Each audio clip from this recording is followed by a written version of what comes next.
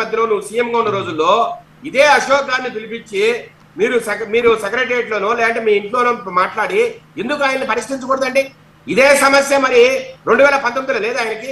2018లో ఆయన సమస్య వచ్చిందని మాట్లాడుతున్నారే. 2019 నుంచి 24 వరకు మధ్యలో ఏం చేశారు మీరు? ఏ ఒక్క వ్యక్తినైనా మాట్లాడారా? ఇరుపంగతిలో పెట్టి ఏ రైతులైనా రాణించారా?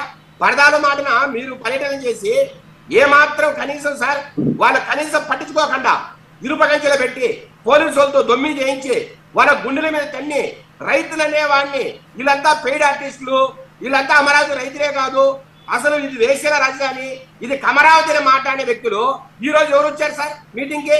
ఈ రోజు అంతా రెడ్డి సమాజ వర్గానికి చెందిన వ్యక్తులు ఎక్కువ మంది అక్కడ లేరా? మరి కేవలం కమరావతి కమ్మవారు మాత్రమే నివసిస్తారు ఇక్కడ అని దుమ్మెత్తి పోసిన వైసీపీ నాయకులకు సార్ ఇది కలుపు కలగాలి. ఈ రోజు ఎక్కువ మంది మాట్లాడుతున్న వ్యక్తులంతా రైతులు రెడ్లే, పైగా వైఎస్ఆర్సీపీ నాయకులే. సార్ నేను అడుగుతున్నా సార్, కోర్టులో ఒకసారి స్టే ఇచ్చిన తర్వాత మళ్ళా పాస్ చేసే ధైర్యం ఉంటుంది sir award? Sir award pass చేసిన తర్వాత సార్ కోర్టుకి వెళ్ళినప్పుడు గవర్నమెంట్ పీడలు కూడా కోర్టుకి వెళ్ళాలి, గవర్నమెంట్ పిలిపి కూడా కోర్టులో సమాధానం చెప్పాలి.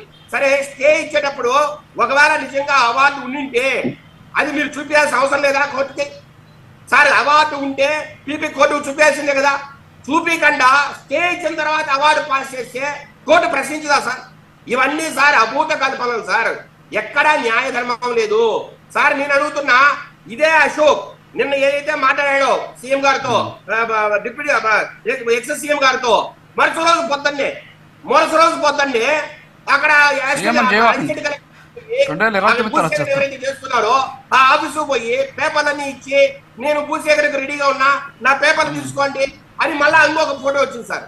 ఇంకొక పేపర్ కి దాని మీద న్యూస్ వచ్చింది. మరి దాన్ని ఏమన్నా సార్?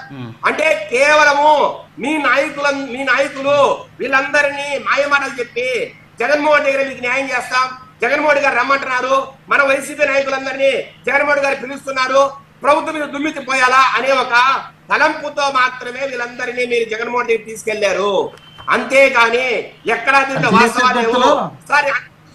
ఇంకొక వ్యక్తి మాట్లాడుతున్నాడు, సీడ్ యాక్సెస్ రోడ్ అని. ఇప్పుడైతే పక్కన పెడదాం సార్.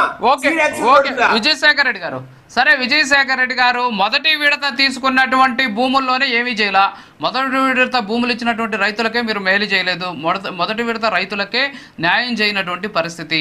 సరే ఇప్పుడు 2 ఏళ్ళు అయింది, ఇంకా కొంచెం భూములు కావాలనేసి అంటున్నారు. మరి జగన్మోహన్ రెడ్డి గారు రోడ్డుకి ఇరువైపులా రాజధాని పక్కన పెడితే ఆయన కొన్ని మాటలు మాట్లాడారు. ఏంటి, ఇక్కడ గన్నవరంలో ఎయిర్పోర్ట్ ఉంది, మళ్ళీ ఇక్కడ ఎయిర్పోర్ట్ అవసరం ఏంటి, అక్కడి నుంచి అక్కడికి వెళ్ళొచ్చు కదా, ఇబ్బంది ఏం లేదు కదా. సో హైదరాబాద్లో కూడా మనం చూసాం గతంలో ఎన్ని సంవత్సరాల పాటు మనకు అక్కడ బేగంపేట ఎయిర్పోర్ట్ ఉంది, తర్వాత ఎప్పుడో ఫ్లోటింగ్ పెరిగింది కాబట్టి శంషాబాద్ మార్చారు. సో అలాంటివి ఎందుకు ఇప్పుడు అక్కడ ఉన్నటువంటి ఏదైతే ఎయిర్పోర్ట్ కోసం భూములు తీసుకోవాలంటాము. సో ఇవన్నీ కూడా అంటే ఉన్న వాటినే డెవలప్ చేయకుండా మిగతా ఎక్కువ తీసుకోవడం వల్ల ఇబ్బందులు తలెత్తుతాయనేటటువంటి ఒక ఆందోళన ఆయన వ్యక్తం చేస్తున్న పరిస్థితి.